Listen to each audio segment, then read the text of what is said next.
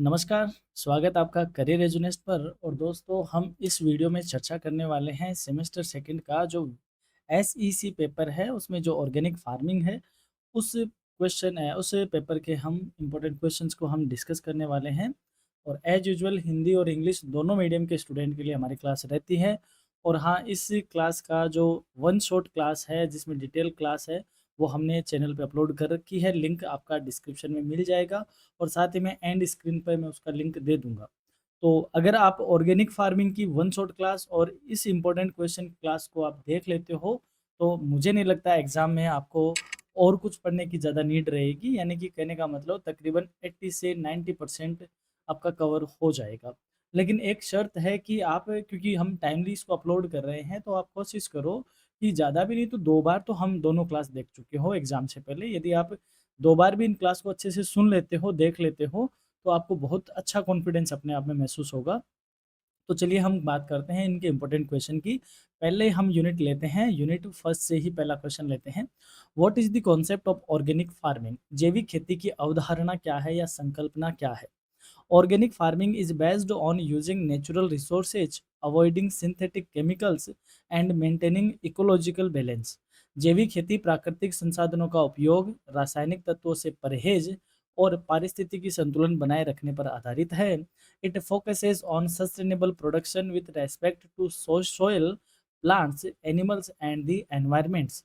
यह मिट्टी, पौधों, पशुओं और पर्यावरण के साथ संतुलित व टिकाऊ उत्पादन पर ध्यान केंद्रित करती है। यानी ऑर्गेनिक फार्मिंग का मतलब हुआ कि हम केमिकल का यूज नहीं करते हुए नेचुरल तरीकों से जब हम खेती करते हैं, तो उसको कहते हैं ऑर्गेनिक फार्मिंग। नेक्स्ट है, what are the main principles of organic farming? जैविक खेती के मुख्य सिद्धांत कौन से हैं? The main principles are health, ecology, fairness and care. इसके मुख्य सिद्धांत स्वास्थ्य, पारिस्थितिकी, न्याय और देखभाल है। These guide farmers to produce healthy food, conserve resources, ensure social justice and protect nature for future generation. ये किसानों को स्वस्थ भोजन उत्पादन करने में, साधनों का संरक्षण करने में, सामाजिक न्याय सुनिश्चित करने में और आने वाली पीढ़ियों के लिए प्रकृति की या प्राकृतिक संसाधनों की रक्षा करने के लिए दिशा देते हैं। इन सिद्धांतों को हमने डिटेल क्लास में अच्छे से देखा है। अगला क्वेश्चन है, what are the types of organic farming? जैविक खेती के प्रकार कौन-कौन से हैं? Organic farming types include pure organic farming and integrated organic farming. जैविक खेती के प्रकार में शुद्ध जैविक खेती और एकीकृत जैविक खेती है। Pure farming avoids all chemicals while integrated farming balance natural practices with minimal external inputs. शुद्ध खेती में हम सभी रसायनों से टोटली परहेज करते हैं, जबकि एकीकृत खेती में प्राकृतिक तरीकों को न्यूनतम बाहरी साधनों के साथ संतुलित किया जाता है। यानी कि 2 तरीके की फार्मिंग हमने बताई थी। प्योर ऑर्गेनिक फार्मिंग में क्या होता है कि हम टोटली ही नेचुरल रिसोर्सेज को यूज़ में लेते हैं। हम कोई तरह का केमिकल और कोई तरीके का मॉडर्न टेक्निक हम नहीं लेते। जबकि जो अपनी इंटीग्रेटेड है, उसमें हम क्या करते हैं, जो नेचुरल प्रैक्टिस है उसके साथ मिनिमल थोड़ा-सा एक्सटर्नल इनपुट को भी हम क्या करते हैं, बैलेंस में लाते हैं। अगला क्वेश्चन है, what is biodynamic farming? Biodynamic खेती क्या है? Biodynamic farming is an advanced form of organic farming that uses natural preparations, cosmic rhythms and ecological methods to enhance soil fertility and plant health. Biodynamic खेती जैविक खेती का एक उन्नत रूप है, जिसमें प्राकृतिक तैयारियों, खगोलीय चक्रों और पारिस्थितिकी तरीकों का उपयोग करके मिट्टी की उर्वरता और पौधों के स्वास्थ्य को बढ़ाया जाता है, जिसमें हमने लूनर साइकिल और कॉस्मिक रिदम वगैरह को हमने डिस्कस किया था। अगला क्वेश्चन है, why is organic farming needed today? आज के समय में ऑर्गेनिक फार्मिंग की आवश्यकता क्यों है? It is needed to reduce chemical hazards, improve soil fertility, safe food product, ensure safe food, product diversity and maintain long-term sustainability in agriculture। इसकी आवश्यकता इसलिए है क्योंकि ये रासायनिक खतरों को कम करने में, मिट्टी की उर्वरता बढ़ाने में और बनाए रखने में, सुरक्षित भोजन प्रोवाइड करवाने में, जैव विविधता की रक्षा करने में और कृषि का दीर्घकालिक स्थिरता बनाए रखने के लिए इसकी आवश्यकता है। आज ऑर्गेनिक फार्मिंग की नीड इसलिए है। अगला है, what are the benefits of organic farming? जैविक खेती के लाभ क्या है? Benefits include healthy food production, environmental protection, reduce cost, better soil fertility and sustainable farming practices.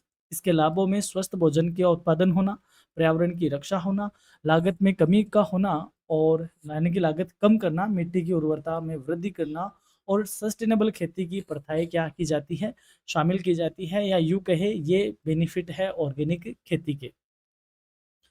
अगला क्वेश्चन है, how is conventional farming different from organic farming. ये एक अच्छा इंपॉर्टेंट क्वेश्चन है, बी सेक्शन के तौर पे आपसे इस तरह का क्वेश्चन पूछा जाएगा।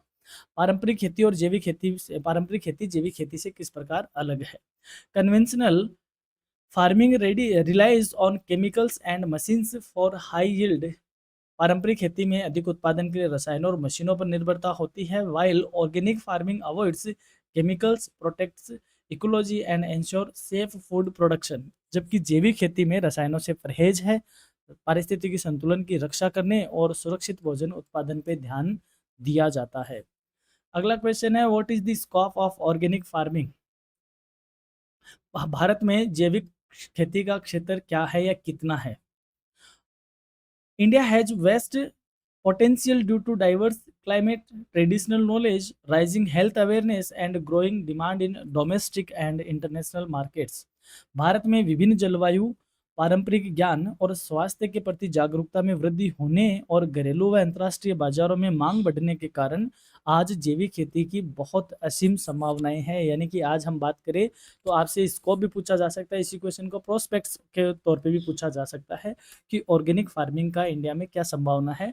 तो लोगों को पहले तो हमारी जलवायु अलग अलग है, यानी डाइवर्सिफिकेशन है जलवायु में अच्छा खासा। ट्रेडिशनल नॉलेज लोगों को अच्छा है, क्योंकि हरित क्रांति से पहले जो हमारी कन्वेंशनल एग्रीकल्चर हुआ करती थी वो ऑलमोस्ट ऑर्गेनिक ही थी। और साथ ही में लोग आज हेल्थ के प्रति जागरूक हुए हैं और अपने अलग अलग मार्केट, चाहे वो इंटरनेशनल हो चाहे नेशनल हो, दोनों में ही आज ऑर्गेनिक हर्बल फूड की क्या है, डिमांड ज़्यादा है। इनको देखते हम ये कह सकते हैं कि इंडिया में ऑर्गेनिक फार्मिंग का स्कोप अच्छा खासा है। Name some important agencies related to organic farming. जैविक खेती से संबंधित कुछ प्रमुख संस्थाओं के नाम बताइए। की agencies include IFOAM, FAO, APEDA, NCOF and ICR। They promotes standards, research, certification and awareness about organic farming. ये जैविक खेती के मानक, शोध, प्रमाणन और जागरूकता को क्या करते हैं, बढ़ावा देते हैं। अगला क्वेश्चन है, what is the role of APEDA in organic farming. जैविक खेती में एपीडा की क्या भूमिका है। APEDA regulates certification, promotes exports of organic products and supports farmer with training and awareness programs। अपिडा जैविक उत्पादों के प्रमाणन को नियंत्रण करता है, उनके निर्यात को बढ़ावा देता है और किसानों को प्रशिक्षण व जागरूकता कार्यक्रमों के माध्यम से सहयोग भी प्रदान करता है। तो ये एपिडा का रोल है, आपसे इस तरीके का क्वेश्चन भी पूछा जा सकता है। अब बात कर लेते हैं इस यूनिट से बनने वाले लॉन्ग आंसर टाइप क्वेश्चन की। तो पहला है, explain the concept and development of organic farming in India. Bharat में जैविक खेती की अवधारणा और विकास की व्याख्या कीजिए। नेक्स्ट है, discuss the principles of organic farming in detail. जैविक खेती के सिद्धांतों का विस्तृत वर्णन कीजिए। Explain the different types of organic farming with examples. जैविक खेती के विभिन्न प्रकारों को उदाहरण सहित समझाइए। Describe biodynamic farming and its significance. जैव गतिकीय खेती और उसके महत्व का वर्णन कीजिए। यहाँ से आपसे पूछा जा सकता है, इसमें लूनर रिदम और कॉस्मिक रिदम की बात हमने करी है, वो आप जरूर देखिएगा। Compare conventional farming and organic farming. पारंपरिक खेती और जैविक खेती की तुलना कीजिए। ये एक इंपॉर्टेंट क्वेश्चन और ये डेफिनेटली आपसे डिफरेंस वाला क्वेश्चन पूछा ही जाएगा। Explain the role of agencies and institutions in the promotion of organic agriculture. जैविक कृषि के प्रोत्साहन में संस्थाओं और एजेंसियों की भूमिका को समझाइए। अब शुरू करते हैं यूनिट सेकंड से बनने वाले क्वेश्चंस की। पहला है, what are the main systems of organic farming. जैविक खेती की मुख्य प्रणालियां कौन कौन सी है। Organic farming systems include crop rotation, mixed farming, integrated farming and natural farming. जैविक खेती की प्रणाली में फसल चक्र, मिश्रित खेती, एकीकृत खेती और प्राकृतिक खेती शामिल है। These systems ensure soil fertility, pest control and sustainable yields. ये प्रणालियां मिट्टी की उर्वरता को बढ़ाए रखती है, कीट का नियंत्रण करती है और टिकाऊ उत्पादन को सुनिश्चित करती है। अगला है, what is the importance of soil tillage in organic farming. जैविक खेती में मिट्टी की जुताई का क्या महत्व है। Soil tillage helps in loosening the soil, improve aeration, controlling weeds and preparation a good seed bed for crops. मिट्टी की जुताई मिट्टी को ढीला करने में, वायु संचार सुधारने में, खरपतवार को नियंत्रण करने में और फसलों के लिए उपयुक्त बीज बिस्तर तैयार करने में क्या होती है, सहायक सिद्ध होती है। यानी कि सॉइल टिलेज ऑर्गेनिक फार्मिंग में मोस्टली मैनुअल की जाती है, उसका बहुत ज़्यादा इंपॉर्टेंट रोल है। Why is mulching important in organic farming? जैविक खेती में मल्चिंग क्यों महत्वपूर्ण है? Mulching conserves soil moisture, prevents weed growth, regulates temperature and improve organic matters in the soil. Mulching मिट्टी की नमी को सुरक्षित रखती है, खरपतवार को बढ़ने से रोकती है, तापमान को भी कंट्रोल रखती है और साथ ही में मिट्टी में कार्बनिक पदार्थों को बढ़ाती है। यानी कि पौधों की जड़ों में जो हम घास पात बिछा देते हैं या पौधों को जैसे प्लास्टिक से कवर कर देते हैं और छेद निकाल के उसमें से पौधे बाहर आते हैं, तो अंदर जो इसको इनको प्लास्टिक का इस तरीके से बिछाना या इस तरीके से ये खरपतवार सॉरी कृषि प्रोडक्ट को बिछाना या अवशिष्ट को बिछाना, इनको कहा जाता है मल्चिंग। हमने डिटेल क्लास में इनको बखूबी बहुत अच्छे से आपको बताया है। अगला क्वेश्चन है, व्हाट इज ग्रीन मेन्योर्स? हरी खाद क्या है? Green manures are fast growing plants like dhaincha and sunn hemp, क्या नाम आ गया भाई इसका, sunn hemp grown and ploughed back into the soil to improve fertility and organic matter. हरी खाद तेजी से बढ़ने वाले पौधे जैसे ढेंचा हुआ, सन हुआ, सन कह दो या सन हेम्प कह दो, इसको सन हेम्प भी इंग्लिश में इसको सन हेम्प कहते हैं, और हिंदी में जो सन का पौधा होता है वो, जिन्हें मिट्टी में उगाकर मिट्टी में मिलाया जाता है ताकि उर्वरता और कार्बनिक पदार्थों की क्या हो सके, मात्रा बढ़ाई जा सके। यानी कि कहने का मतलब गोबर की बजाय जो कृषि के प्रोडक्ट ही है, चाहे वो घास हो या कुछ प्लांट हो, उनसे जो हम खाद बनाते हैं उसको हम ग्रीन मेन्योर कहते हैं। What are the stages of composting? Compost बनाने की अवधारणाएं, अवस्थाएं कौन कौन सी है? Composting stages include decomposition, heating, cooling and maturation.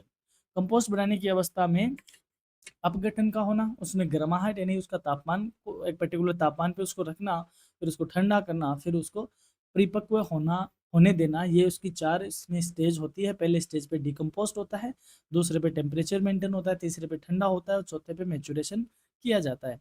Each stage improves organic matter and converts waste into nutrient rich manure. प्रत्येक अवस्था में कार्बनिक पदार्थ सुधरते हैं और अपशिष्ट पोषक तत्वों से भरपूर खाद में बदल जाता है। अगला है, what is vermicomposting? Vermicomposting क्या है? Vermicomposting is the process of using earthworms to decompose organic waste into high quality compost rich in nutrients. Vermicompost एक प्रक्रिया है जिसमें केंचुओं की मदद से जैविक अपशिष्ट को पोषक तत्वों से भरपूर उच्च गुणवत्ता वाली खाद में बदला जाता है। What are the bulky organic manure? भारी कार्बनिक खादें क्या है? Bulky organic manures include farmyard manure, compost and green manures. भारी कार्बनिक खादों में गोबर खाद, कंपोस्ट और हरी खाद शामिल है। दे improve soil structure, water retention and microbial activity. ये मिट्टी की संरचना, जल धारण क्षमता और सूक्ष्म जीव गतिविधि को क्या करती है, सुधारती है। अगला आता है, what are the bio fertilisers? जैव उर्वरक क्या है? Bio fertilisers are living organisms like rhizobium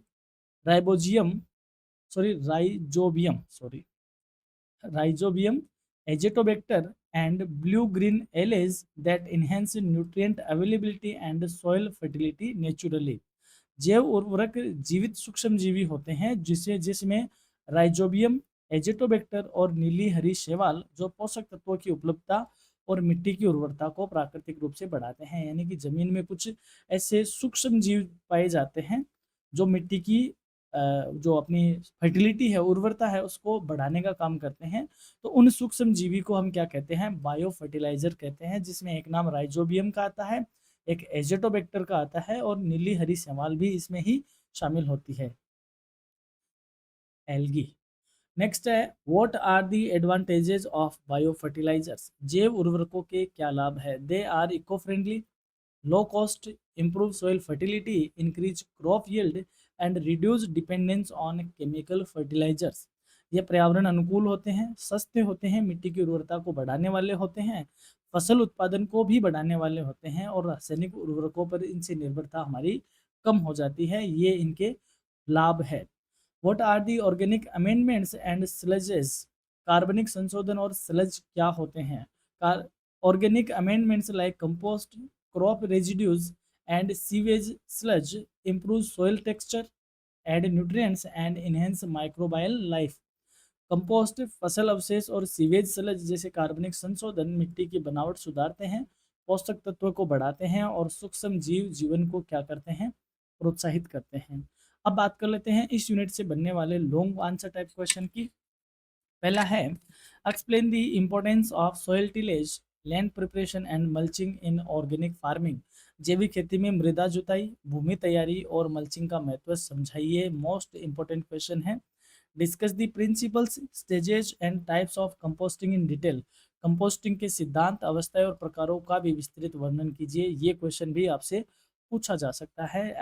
next है, explain vermi composting and its advantages. Vermi composting और इसके लाभों को समझाइए।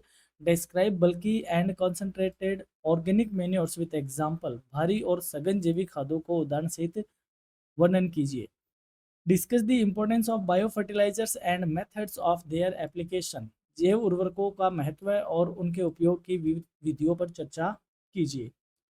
नेक्स्ट क्वेश्चन है, explain the role of green manuring in organic farming. जैविक खेती में हरी खाद की भूमिका को समझाइए। ये अच्छा क्वेश्चन है, पूछा जा सकता है। अब हम देख लेते हैं यूनिट थर्ड के क्वेश्चंस को। पहला है, what is the role of cultural methods in plant protection. पौध संरक्षण में सांस्कृतिक विधियों की क्या भूमिका है। Cultural methods include crop rotation, intercropping and timely sowing. सांस्कृतिक विधियों में फसल चक्र, मिश्रित खेती और समय पर बुआई शामिल है। These practices reduce paste population and promote plant health. ये उपाय कीटों की जनसंख्या को कम करते हैं और पौधों के स्वास्थ्य को बढ़ावा देते हैं। नेक्स्ट है, what are the mechanical methods of plant protection. पौध संरक्षण की यांत्रिक विधियां क्या है।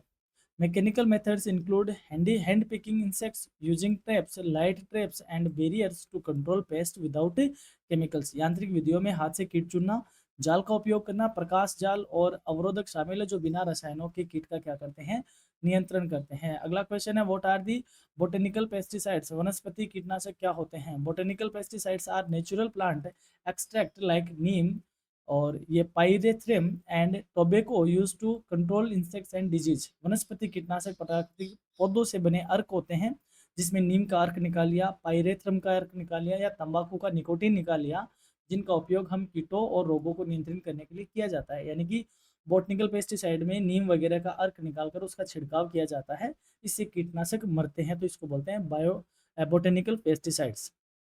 नेक्स्ट है, व्हाट आर दी बायोपेस्टिसाइड्स।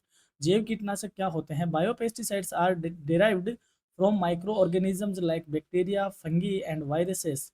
जैव कीटनाशक सूक्ष्म जीवों जैसे बैक्टीरिया हुआ, कवक हुआ, वायरस आदि से प्राप्त होते हैं। They are eco friendly and specific to pest. ये पर्यावरणीय अनुकूल होते हैं, साथ ही में ये विशेष कीटों पर क्या होते हैं, प्रभावी भी होते हैं, पर्टिकुलर कीटों को ये खाते हैं।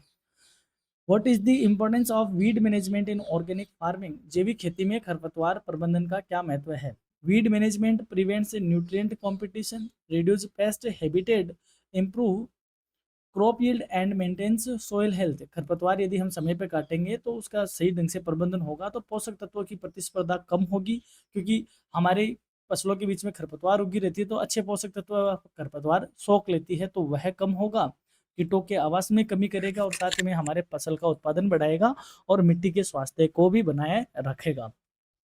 अगला है, what are the examples of cultural weed management practices. खरपतवार प्रबंधन की सांस्कृतिक विधियों के उदाहरण क्या है। Examples include crop rotation, timely sowing, mulching and maintaining proper plant spacing. फसल चक्र, समय पर बुआई, मल्चिंग करना और पौधों के बीच उचित दूरी बनाए रखना, ये इसके कल्चरल प्रैक्टिस है या कल्चरल इसके एग्जाम्पल है। अगला क्वेश्चन है, how does neem act as a natural pesticide. नीम प्राकृतिक कीटनाशक के रूप में किस प्रकार कार्य करता है। नीम कंटेंस आजादी रिएक्टिन which disrupt insect feeding growth and reproduction, thus controlling pest naturally। यानी नीम में क्या होता है, आजादी रेक्टिन नामक एक तत्व पाया जाता है जो कीटों के भोजन, वृद्धि और प्रजनन को बाधित करता है और इन्हें प्राकृतिक रूप से क्या करता है, कंट्रोल करता है। यानी कि नीम में पाया जाने वाला ये तत्व कीटों के लिए नुकसानदायक होता है, इसलिए उससे वह कीट कंट्रोल में रहते हैं। नेक्स्ट है, why are biopesticides considered eco friendly? जैव कीटनाशक पर्यावरण अनुकूल क्यों माने जाते हैं? Biopesticides are biodegradable, target specific, leave no harmful residues and protect beneficial organism. जैविक कीटनाशक अपघटनीय होते हैं, लक्ष्य विशिष्ट होते हैं, यानी जिस काम के लिए इनको यूज में लिया जाता है वही काम ये कर पाते हैं। हानिकारक अवशेष नहीं छोड़ते हैं, यानी इनसे कोई नुकसान नहीं होता। और दूसरी चीज, ये जीवों के लिए उपयोगी जीवों की रक्षा करते हैं, यानी कि जैसे हमारे जो बायो फर्टिलाइजर्स है उनके ऊपर ये साइड इफेक्ट नहीं डालते। What are the standards of organic plant protection inputs? जैविक पौध संरक्षण सामग्रियों के मानक क्या है? Standards restrict the use of synthetic chemicals and allow only approved natural products like neem, biocontrol agents and compost extracts. मानकों में सिंथेटिक रसायनों के प्रयोग पर पूर्णतया प्रतिबंधित होता है या प्रतिबंध होता है, और केवल स्वीकृत प्राकृतिक उत्पादों जैसे नीम हुआ, जैव नियंत्रण एजेंट हुए, कंपोस्ट अर्क हुआ, उन्हीं के ही उपयोग को अनुमति दी जाती है। अगला है, what is the significance of integrated pest management in organic farming? जैविक खेती में एकीकृत कीट प्रबंधन का क्या महत्व है? Integrated pest management combines cultural, mechanical, biological and botanical methods, reducing chemical use and ensuring sustainability. एकीकृत कीट मैनेजमेंट में प्रसांस्कृतिक, यांत्रिक, जैविक और वनस्पति विधियों का संयोजन होता है, जिससे रासायनिकों का उपयोग कम होता है और ये सस्टेनेबिलिटी को सुनिश्चित करते हैं। अब बात करते हैं इस यूनिट से बनने वाले लॉन्ग आंसर टाइप क्वेश्चंस की। Describe the cultural and mechanical methods of plant protection in organic farming. जैविक खेती में पौध संरक्षण और सांस्कृतिक और यांत्रिक विधियों का वर्णन कीजिए। ये इस यूनिट का मोस्ट इंपॉर्टेंट क्वेश्चन है, पूछा जाएगा। Explain the use of botanical pesticides in organic farming. जैविक खेती में वनस्पति कीटनाशकों के उपयोग को समझाइए। नेक्स्ट है, व्हाट आर बायोपेस्टिसाइड्स? के जैविक कीटनाशक क्या होते हैं? एक्सप्लेन देयर इंपॉर्टेंस, उनके महत्व को समझाइए। अच्छा क्वेश्चन है। Discuss the weed management methods used in organic farming. जैविक खेती में खरपतवार प्रबंधन की विधियों पर चर्चा कीजिए। Explain the standards for organic inputs in plant protection. पौध संरक्षण में जैविक इनपुट्स के मानकों की व्याख्या कीजिए। और एक है, right detail notes on integrated organic plant protection. एकीकृत जैविक पौध संरक्षण पर विस्तृत टिप्पणी लिखिए। ये थी अपनी सेकेंड यूनिट। अब चलिए हम बात कर लेते हैं आखिरी और फोर्थ यूनिट को। What is the meaning of demand in economics? अर्थशास्त्र में मांग का क्या अर्थ है? Demand refers to the quantity of a product that consumer are willing and able to purchase at different prices in a given period of time. मांग से आशय उस उत्पाद की मात्रा से है, उत्पाद की उस मात्रा से है जिसे उपभोक्ता एक निश्चित समय अवधि में विभिन्न मूल्यों पर खरीदने के लिए इच्छुक और तैयार रहता है। इसको हमने वीडियो क्लास में डिटेल से डिस्कस किया है, वहां पे आप जाके इसको अच्छे से देखिएगा। What is the supply in economics? अर्थशास्त्र में आपूर्ति क्या है? Supply is the quantity of a goods और services that producers are willing to offer for sale at different prices in a given time. आपूर्ति वह वस्तुओं या सेवाओं की मात्रा है जिसे उत्पादक एक निश्चित समय में विभिन्न मूल्यों पर बेचने के लिए तैयार रहते हैं। नेक्स्ट है, what is the economic viability of a form? किसी खेत की आर्थिक व्यवहार्यता क्या है? ये अच्छा क्वेश्चन है, पूछा जाएगा। इकोनॉमिक वायबिलिटी का मतलब होता है कि एक खेत कितना कमा के हमें दे सकता है। Economic viability means the ability of a farm to generate sufficient income to cover costs and provide sustainable livelihood.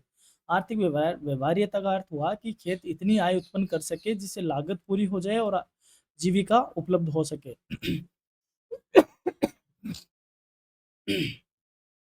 Next है, what are the basic production principles in farming? खेती में उत्पादन के बुनियादी सिद्धांत क्या है? Basic principles include efficient use of land, labour and capital, reducing waste and maximum output. बुनियादी सिद्धांतों में भूमि, श्रम और पूंजी का कुशलतम उपयोग करना, अपव्यय को यानी खर्चों को कम करना और उत्पादन को अधिकतम करना शामिल है। अगला है, how can expenses the reduce in organic farming? जैविक खेती में खर्चे कैसे कम किए जा सकते हैं? Expenses can be reduced by using farm made compost, bio fertilizers, crop rotation and minimizing external inputs. खर्चे खर्चे की बात करें तो खेत में बने कंपोस्ट, जैव उर्वरकों, फसल चक्रों के प्रयोग और बाहरी संसाधनों के न्यूनतम उपयोग करके खर्चे क्या किए जा सकते हैं? कम किए जा सकते हैं। अच्छा क्वेश्चन है, पूछा जा सकता है। अगला है, what are the ways to increase farm returns? खेती में आय बढ़ाने के क्या तरीके हो सकते हैं या किन उपायों से आय बढ़ाई जा सकती है? Farm returns can be increased through high yield varieties, better market access, value addition and diversification of crops. उच्च उत्पादक किस्मों को चूज करके, बेहतर बाजार तक पहुंच बनाकर, मूल्य संवर्धन करके और फसलों के विविधीकरण को मोटिवेट करके आप अपनी आय को बढ़ा सकते हो। अगला क्वेश्चन है, what is the meant by cost of production system? उत्पादन लागत प्रणाली से क्या से है? It refers to the total expenditure incurred in producing a crop, including seeds, fertilizers, labor, irrigation and transport.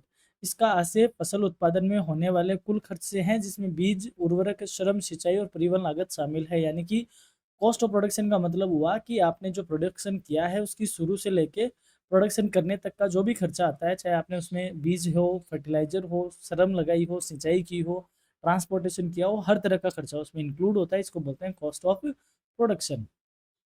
अगला है, what is the benefit cost ratio in farming? खेती में लाभ लागत अनुपात क्या है? यानी इसको कॉस्ट बेनिफिट रेशियो कहते हैं।